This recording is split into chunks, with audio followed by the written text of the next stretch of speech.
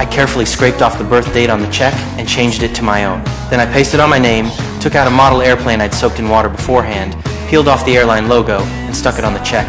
Finally, I pressed it flat in a book. Just like that, I'd forged a crude but functional airline paycheck. I took it to the bank to cash it. For most people, successfully cashing this check would be quite difficult, but for me, it was as easy as breathing. Because not only did I have a handsome face, I knew exactly what kind of person was easiest to fool. After some careful observation, I zeroed in on a pretty female teller who looked like she'd be a total sucker for charm. Welcome to Miami Mutual Bank. How may I help you?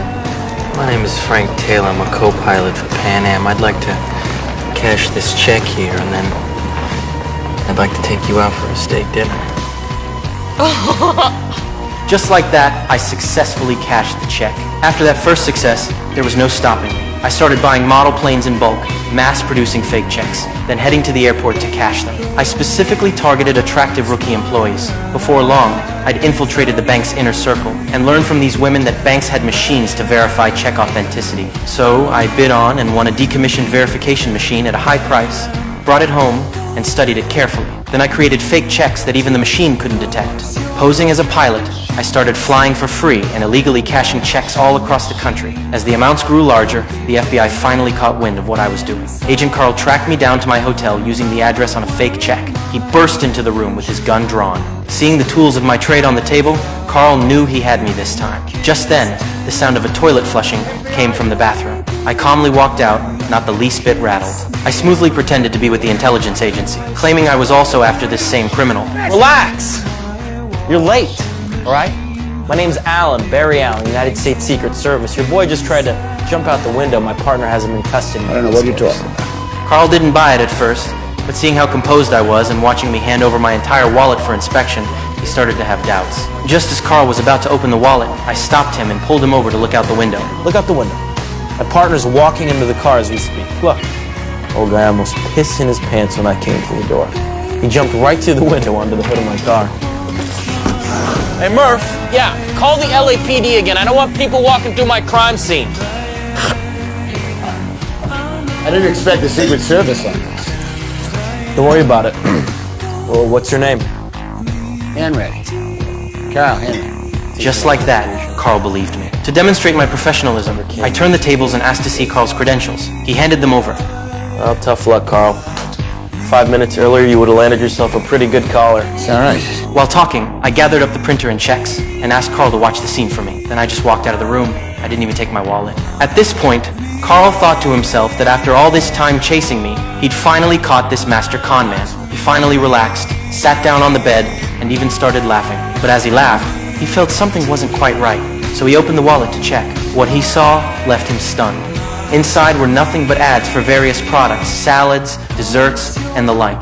He realized he'd been played, but it was too late. I was long gone. And that's how the first round of cat and mouse ended, with my complete victory. After this incident, I got cocky. I dressed myself up like James Bond, drove around in a fancy car, and picked up down on their luck models at hotels. On Christmas Eve, I called Carl to taunt him, claiming I was in room 3113 at a hotel and daring him to come catch me.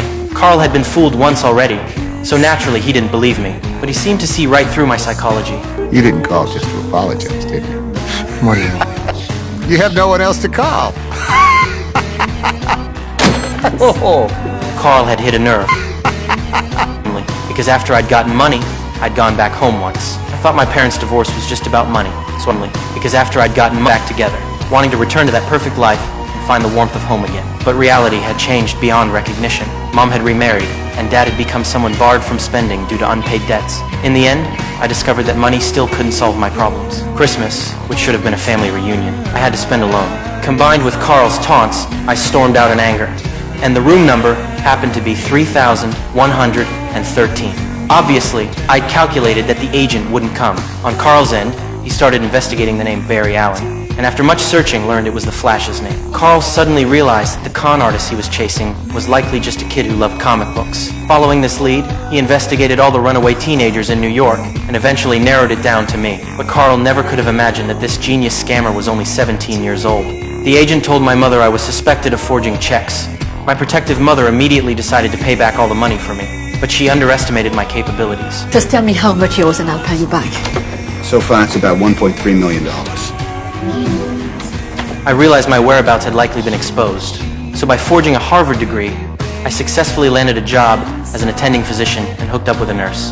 When I learned my girlfriend's father was a well-known local attorney, I proposed marriage and successfully married into the family. By imitating lawyers in movies and leveraging my incredible memory, I passed the bar exam in just 2 weeks and became a lawyer. Christmas Eve came around again, and as usual, I called Carl. This time I hoped he'd let me go since I was about to get married, but Carl used this as a breakthrough and quickly tracked down my location. On my wedding day, Carl showed up uninvited. To avoid tipping me off, Carl first found my girlfriend's father to ask questions, planning to find out where I was before making the arrest. But I spotted him anyway.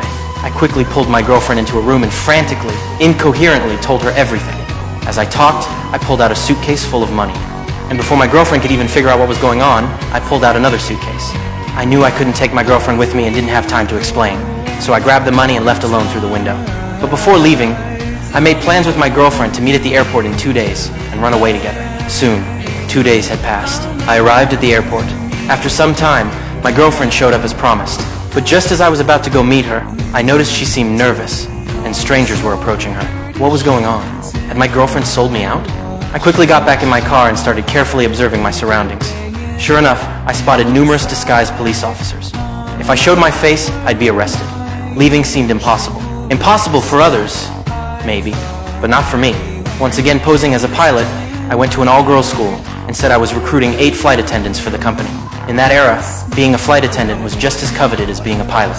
So when they heard the news, everyone got excited and eagerly participated in interviews. After some selection, I successfully chose 8 female students to play flight attendants. They all had angelic faces and perfect figures. Since I couldn't keep a low profile, I'd go completely high profile. I brought these 8 girls and walked brazenly into the airport, and the facts proved this tactic worked. When these 8 youthful, beautiful, sexy girls walked into the airport, everyone's eyes, including the police officers, were instantly drawn to them. No one noticed, or rather no one thought, that the pilot walking behind them was their target, me, Frank. As for Agent Carl, I used a classic diversionary tactic to draw him away. Step out of the car! Don't shoot me. I'm just a driver. A man paid me $100 to wear this uniform, picks one up at the airport. Who are you picking up? As I finished speaking, the driver pulled out a sign from the car with Carl's name written on it. He'd been played again.